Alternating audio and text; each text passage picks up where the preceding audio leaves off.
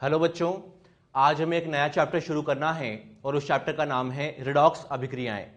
Redox अभिक्रियाओं को हम इंग्लिश में रिडॉक्स रिएक्शंस ही कहते हैं और कभी कभी मतलब बहुत कम हम लोग इसे कभी कभी अपचयोपचय अभिक्रियाएं भी कहते हैं। लेकिन हाँ, जो ज़्यादातर जो नाम यूज़ होता है इस चैप्टर का वो रिडॉक्स अभिक्रियाएं ही होता है, इसलिए हम इस पूरे चैप्टर में बार बार रिडॉक्स अभिक्रियाएं ही इसे बोलने वाले हैं। क्या होता है रिडॉक्स अभिक्रियाएं? हम जानते हैं कि किसी भी अभिक्रिया में कुछ बंध वियोजित होते हैं और कुछ बंध बनते हैं। मतलब बंध का वियोजित होना और बंध का बनना ही क्या होता है? रासायनिक अभिक्रियाएं। लेकिन उन अभिक्रियाओं में से एक प्रकार होता है रिडॉक्स अभिक्रियाएं। रिडॉक्स अभिक्रियाओं का मतलब वे अभिक्रियाएं जिसमें रिडक्शन भी होगा और ऑक्सीडेशन भी होगा, मतलब जिसमें ऑक्सीकरण भी होगा और अपचयन भी होगा। उन अभिक्रियाओं को हम बोलते हैं रिडॉक्स अभिक्रियाएं। वैसे इसके नाम से समझ में आ रहा है हमें कि रिडॉक्स अभिक्रियाएं मतलब वे अभिक्रियाएं जिसमें रिडक्शन भी होगा और ऑक्सीडेशन भी होगा। उन अभिक्रियाओं को हम लोग रिडॉक्स अभिक्रियाएं कहते हैं। डेफिनेशन सामने लिखा हुआ है। वे अभिक्रियाएं जिनमें ऑक्सीकरण व अपचयन एक साथ होते हैं उन्हें हम लोग रिडॉक्स अभिक्रियाएं कहते हैं। ये बहुत छोटा चैप्टर है, बहुत बड़ा चैप्टर नहीं है। ध्यान दोगे बहुत इजीली समझ में आएगा ये चैप्टर। अब इस चैप्टर में हमें आगे बढ़ने से पहले ये सीखना होगा कि ऑक्सीकरण व अपचयन का मतलब क्या होता है, कि what is the meaning of oxidation and what is the meaning of reduction. इस ऑक्सीकरण व अपचयन की अलग अलग डेफिनेशन दी गई हैं। कई सारे कंसेप्ट आए हैं, कई सारे सिद्धांत आए हैं इनके डेफिनेशन को सिखाने के लिए। हम इस चैप्टर में कई सारे सिद्धांत की स्टडी करेंगे और उसमें सबसे पहला सिद्धांत जो होगा उसका नाम है साहित्यिक सिद्धांत। इंग्लिश में हम बोलते हैं इसे क्लासिकल कंसेप्ट। तो सबसे पहले हम शुरू करने जा रहे हैं कि ऑक्सीकरण व अपचयन का साहित्यिक सिद्धांत मतलब classical concept of oxidation and reduction. ये सबसे पुराना कंसेप्ट है। हाँ, ये पुराना कंसेप्ट है और आज के तारीख में बहुत कम यूज होता है। भले यूज हो ना हो, हमें पढ़ना तो पड़ेगा ही पड़ेगा। चलिए, इस क्लासिकल कंसेप्ट या साहित्यिक सिद्धांत के अनुसार ऑक्सीकरण का मतलब होता है ऑक्सीजन का योग। क्या कहा मैंने? ऑक्सीजन का योग ही क्या होता है? ऑक्सीकरण। और हाइड्रोजन का योग ही क्या होता है? अपचयन। ध्यान से सुन लेना इस बात को। ऑक्सीजन का योग ही क्या होता है? ऑक्सीकरण। और हाइड्रोजन का योग क्या होता है? अपचयन। मैं आपसे क्वेश्चन पूछता हूं कि ऑक्सीजन एक विद्युत ऋणी तत्व है या विद्युत धनी तत्व है?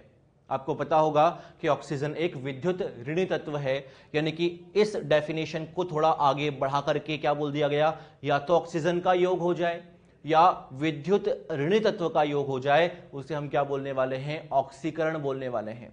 आ रही है बात समझ में? वैसे सबसे पहली जो डेफिनेशन दी गई थी वो तो ऑक्सीजन के रेस्पेक्ट में ही थी, लेकिन हाँ, उसको आगे बढ़ा करके ऑक्सीजन के बजाय क्या भी लिख दिया गया? विद्युत ऋणी तत्व भी लिख दिया गया। उसी प्रकार से हाइड्रोजन का योग हो जाए या विद्युत धनी तत्व का योग हो जाए, उसे क्या बोल दिया गया? अपचयन बोल दिया गया। बिल्कुल उल्टा प्रोसेस है। जो ऑक्सीकरण होगा उसका रिवर्स, उसका उल्टा ही क्या होगा बेटा? अपचयन। यदि मैंने यहां विद्युत ऋणी तत्व लिखा है तो यहां पर क्या आएगा? विद्युत धनी तत्व आएगा। क्लियर है? ये डेफिनेशन याद हो गई आपको? अगर इसका मैं उल्टा कर दूं, उल्टा करने का मतलब देखिए, यहां पर मैंने लिखा हुआ है हाइड्रोजन या विद्युत धनी तत्व का योग। अगर इस योग की जगह मैं निष्कासन लिख दूंगा तो क्या आ जाएगा? ऑक्सीकरण आ जाएगा। मतलब हाइड्रोजन या विद्युत धनी तत्व का निष्कासन क्या होगा? ऑक्सीकरण। और इसका उल्टा कर दोगे मतलब ऑक्सीजन या विद्युत ऋणी तत्व का निष्कासन क्या कहलाएगा? अपचयन कहलाएगा। वैसे मैंने दोनों की दो दो डेफिनेशन लिखी हैं, आपको फोकस फर्स्ट डेफिनेशन पर करना चाहिए। कौन सी डेफिनेशन पर? ऑक्सीजन का योग या विद्युत ऋणी तत्व का योग क्या कहलाएगा? ऑक्सीकरण। उसी प्रकार से हाइड्रोजन या विद्युत धनी तत्व का योग क्या कहलाएगा? अपचयन। निष्कासन के लिए उल्टा हो जाएगा। क्लियर है? ये सारी बातें बेटा हमें एग्जाम्पल से समझ में आएंगी। एग्जाम्पल पर फोकस करना आप। यहां पर एक रिएक्शन सामने लिखा हुआ है कि carbon plus oxygen gives CO2। ध्यान देना बेटा इस एग्जाम्पल पर। इस एग्जाम्पल, इस रिएक्शन में कार्बन में ऑक्सीजन का योग हुआ। यदि कार्बन में ऑक्सीजन का योग हुआ मतलब कार्बन का ऑक्सीकरण हुआ। मतलब ऑक्सीजन का अगर योग हुआ तो मैं कह सकता हूं कि कार्बन का क्या हुआ? यहां पर ऑक्सीकरण हुआ। फोकस करना। बात आती है कि अगर कार्बन में ऑक्सीजन का योग हुआ, मैं उल्टा भी तो बोल सकता हूं कि ऑक्सीजन में कार्बन का योग हुआ। ध्यान देना, अब मैं ऑक्सीजन पर फोकस कर रहा हूं। यदि ऑक्सीजन में कार्बन का योग होगा तो ऑक्सीजन में एक अधिक विद्युत धनी तत्व का योग हुआ। किसका योग हुआ बेटा? एक विद्युत धनी तत्व का योग हुआ। ऑक्सीजन की तुलना में कार्बन अधिक विद्युत धनी तत्व है। हम कह सकते हैं कि ऑक्सीजन में एक विद्युत धनी तत्व का योग हुआ। अगर विद्युत धनी तत्व का योग होगा मतलब ऑक्सीजन का यहां पर क्या हुआ? अपचयन हुआ। अरे क्लियर है ये वाली बात? मैं वापस समझा रहा हूं, क्योंकि बेटा कार्बन में ऑक्सीजन का योग हुआ, कार्बन का ऑक्सीकरण हुआ। ऑक्सीजन में एक अधिक विद्युत धनी तत्व का योग हुआ, मतलब ऑक्सीजन का यहां अपचयन हुआ। मतलब ये जो अभिक्रिया मैंने सामने लिखा है ये एक रिडॉक्स अभिक्रिया है। आप कह सकते हैं ये एक दहन अभिक्रिया भी है। दहन अभिक्रिया क्यों है? क्योंकि ऑक्सीजन का योग हुआ। अरे बात समझ में आ रही है? हाँ, ये एक रिडॉक्स अभिक्रिया है क्योंकि इसमें ऑक्सीकरण भी हुआ और अपचयन भी हुआ। अगले एग्जांपल पर जाते हैं। अगली रिएक्शन में Na2SO3 परिवर्तित हुआ Na2SO4 में। ध्यान देना, अगर Na2SO3 Na2SO4 में परिवर्तित हुआ तो मतलब ऑक्सीजन का योग हुआ। पहले तीन ऑक्सीजन परमाणु थे, अब 4 ऑक्सीजन परमाणु हैं, मतलब ऑक्सीजन का यहां योग हुआ। और जब भी ऑक्सीजन का योग होगा क्या कहलाएगा? ऑक्सीकरण कहलाएगा। यानी कि इस रिएक्शन में Na2SO3 का ऑक्सीकरण हुआ। अरे मानते हैं इस बात को? Na2SO3 का ऑक्सीकरण हुआ। अब बात आती है यार इस हाइड्रोजन परऑक्साइड की, H2O2 की। ये जो H2O2 है ये परिवर्तित हुआ H2O में। पहले 2 ऑक्सीजन परमाणु थे, अब 1 ऑक्सीजन परमाणु है, मतलब यहां ऑक्सीजन का निष्कासन हुआ। बेटा आपको पता है ऑक्सीजन का योग तो ऑक्सीकरण, लेकिन ऑक्सीजन का निष्कासन अपचयन कहलाएगा। मतलब इस अभिक्रिया में इस Na2SO3 का ऑक्सीकरण हुआ और H2O2 का अपचयन हुआ। यह भी एक रिडॉक्स अभिक्रिया है। अगली रिएक्शन पर आते हैं। H2S plus chlorine gives 2HCl plus sulphur. ध्यान देना, इस अभिक्रिया में ये जो H2S है ये परिवर्तित हुआ बेटा सल्फर में। अगर H2S सल्फर में परिवर्तित हुआ मतलब हाइड्रोजन का निष्कासन हुआ। हम जानते हैं कि हाइड्रोजन का योग तो अपचयन है, हाइड्रोजन का निष्कासन क्या होगा? ऑक्सीकरण होगा। कह सकते हैं कि H2S का यहां ऑक्सीकरण हुआ। बात आती है क्लोरीन की। अब फोकस हम करेंगे बेटा क्लोरीन पर। क्लोरीन परिवर्तित हुआ HCl में, हाइड्रोजन का योग हुआ। और अगर हाइड्रोजन का योग हुआ तो क्या कहलाएगा? अपचयन कहलाएगा।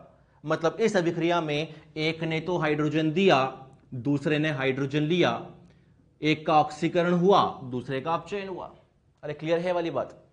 अगले एग्जांपल पर जाते हैं। थोड़ा सा टिपिकल है, थोड़ा सा मोर डिफिकल्ट है, फोकस करेंगे समझ में आएगा। अगला एग्जांपल, इस अभिक्रिया में ये जो मर्क्यूरिक क्लोराइड है ये मर्क्यूरस क्लोराइड में परिवर्तित हुआ। आपको 100% ये नाम याद होंगे।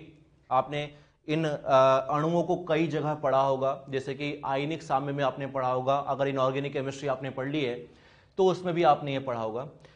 तो मर्क्यूरिक क्लोराइड मर्क्यूरस क्लोराइड में परिवर्तित हुआ। ध्यान देना, देखिए ये जो मर्क्यूरिक क्लोराइड है ना, इसमें एक मरकरी के साथ 2 क्लोरीन है।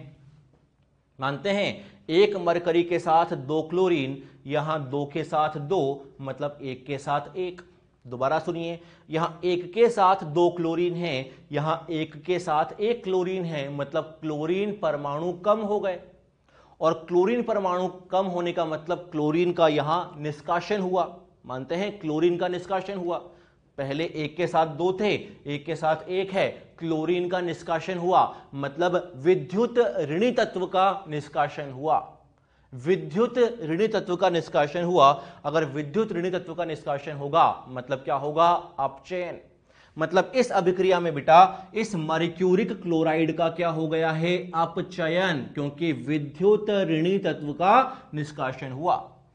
जहां तक बात आती है बेटा यहां पर SnCl2 और SnCl4 की, ये जो SnCl2 है ये SnCl4 में परिवर्तित हुआ। साफ साफ दिखाई दे रहा है कि इस अभिक्रिया के दौरान क्लोरीन का योग हुआ, मतलब विद्युत ऋणी तत्व का क्या हुआ यहां पर? योग। अगर विद्युत ऋणी तत्व का योग होता है, हमने पढ़ा था, क्या कहलाएगा वो? ऑक्सीकरण कहलाएगा।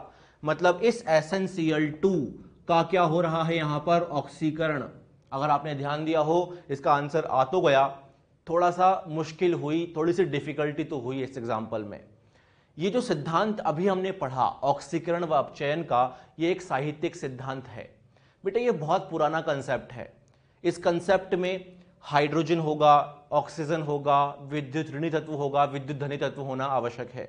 लेकिन कई सारी रिएक्शन ऐसी होती हैं जिन रिएक्शन में ना तो ऑक्सीजन इन्वॉल्व होता है, ना हाइड्रोजन इन्वॉल्व होता है, ना कोई विद्युत धनी तत्व इन्वॉल्व होता है और ना ही कोई विद्युत ऋणी तत्व इन्वॉल्व होता है। तो उन अभिक्रियाओं के लिए ऑक्सीकरण व अपचयन की डेफिनेशन साहित्यिक सिद्धांत नहीं समझा पाया। इसीलिए इस साहित्यिक सिद्धांत के बाद में एक और सिद्धांत आया जिसका नाम था बेटा आधुनिक सिद्धांत। ये तो साहित्यिक सिद्धांत है, पुराना सिद्धांत है। उसके बाद में एक और सिद्धांत आया, उसे हमने क्या बोल दिया, आधुनिक सिद्धांत। उसकी स्टडी हम इसके बाद में करने वाले हैं। हाँ, इस कंसेप्ट, इस सिद्धांत से ज्यादा अच्छा सिद्धांत कौन सा होगा, आधुनिक सिद्धांत। क्लियर है ये चीज। अब ऑक्सीकरण व अपचयन को समझाने के लिए जो दूसरा सिद्धांत यहां दिया गया है उसका नाम है आधुनिक सिद्धांत, जिसे हम लोग इलेक्ट्रॉनिक सिद्धांत भी कहते हैं। मतलब यहां पर हम लोग हाइड्रोजन या ऑक्सीजन के योग होने या निष्कासन की बात नहीं करेंगे, यहां हम लोग इलेक्ट्रॉन के योग होने या इलेक्ट्रॉन के निष्कासन की बात करने वाले हैं। तो जो दूसरा सिद्धांत है वह है ऑक्सीकरण या अपचयन का आधुनिक सिद्धांत या इलेक्ट्रॉनिक सिद्धांत। मतलब इस आधुनिक सिद्धांत को हम लोग इलेक्ट्रॉनिक सिद्धांत भी कहने वाले हैं। इस आधुनिक सिद्धांत या इलेक्ट्रॉनिक सिद्धांत के अनुसार ऑक्सीकरण वह प्रक्रम है जिसमें परमाणु, अणु या आयन एक या एक से अधिक इलेक्ट्रॉन त्याग करता है। मतलब यहां पर हाइड्रोजन या ऑक्सीजन का रेस्पेक्ट नहीं लिया गया है, विद्युत ऋणी व विद्युत धनी तत्व की बात नहीं की जा रही, यहां पर इलेक्ट्रॉन की बात की जा रही है। अगर इलेक्ट्रॉन का त्याग होगा तो उसे हम बोलते हैं ऑक्सीकरण। यदि इलेक्ट्रॉन का ग्रहण होगा या इलेक्ट्रॉन का यदि योग होगा तो उसे हम बोलते हैं अपचयन। इस बात को हम एग्जाम्पल से समझेंगे।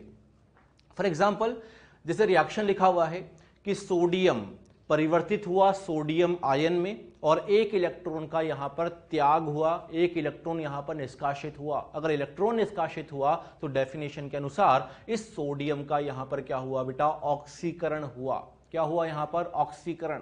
क्योंकि ये एक रिडॉक्स अभिक्रिया नहीं है, क्योंकि यहां पर केवल और केवल ऑक्सीकरण हो रहा है, इसलिए इसे हम लोग अर्ध अभिक्रिया कहते हैं। सीधी सी बात है, एक तो होगा ऑक्सीकरण अभिक्रिया, दूसरा होगा अपचयन अभिक्रिया, और दोनों को मिलाने पर क्या बनता है, रिडॉक्स अभिक्रिया। यानी कि ये एक अर्ध अभिक्रिया है जिसका पूरा नाम क्या होगा, ऑक्सीकरण अर्ध अभिक्रिया। अगर मान लीजिए मैं एग्जांपल लेता हूं कि क्लोरीन है और इस क्लोरीन में इलेक्ट्रॉन का यदि योग हुआ और उसने क्या बनाया, क्लोराइड आयन बनाया, यानी कि इसको हम क्या बोलने वाले हैं, अपचयन अर्ध अभिक्रिया। तो यदि अपचयन होगा तो उसे अपचयन अर्ध अभिक्रिया कहेंगे, यदि ऑक्सीकरण होगा तो उसे हम लोग ऑक्सीकरण अर्ध अभिक्रिया कहेंगे। और अगर दोनों को हम जोड़ देंगे, अगर दोनों ही अभिक्रियाओं को हम जोड़ देंगे तो जोड़ने पर हम जानते हैं कि अभिकारक अभिकारक में जुड़ेगा, उत्पाद उत्पाद में जुड़ेगा। तो हाँ, इलेक्ट्रॉन से इलेक्ट्रॉन क्या हो जाएगा, कैंसिल। तो रिएक्शन क्या आएगा, sodium plus chlorine gives NaCl, क्योंकि हम जानते हैं सोडियम आयन और क्लोराइड आयन मिलके क्या बनाएंगे, NaCl बनाएंगे।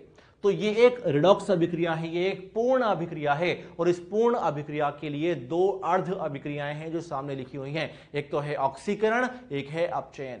जो मेन बात यहां आपको ध्यान में रखनी है वो ये है, यदि इलेक्ट्रॉन निकलेगा ऑक्सीकरण, इलेक्ट्रॉन ग्रहण होगा अपचयन।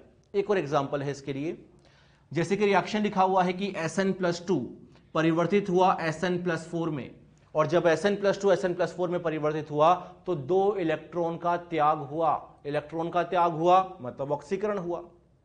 उसी प्रकार से यदि Hg+2 मतलब मर्क्यूरिक आयन परिवर्तित हुआ मर्क्यूरस आयन में, मर्क्यूरिक आयन यदि मर्क्यूरस आयन में परिवर्तित हुआ तो यहां पर दो इलेक्ट्रॉन का योग हुआ।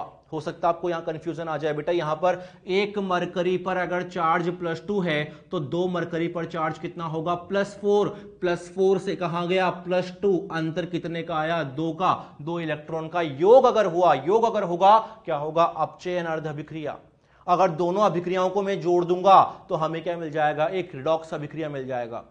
तो जो दूसरा सिद्धांत है, इलेक्ट्रॉनिक सिद्धांत है, उसमें इलेक्ट्रॉन का त्याग व इलेक्ट्रॉन के ग्रहण होने की बात की गई है। इसे हम बोलते हैं इलेक्ट्रॉनिक सिद्धांत।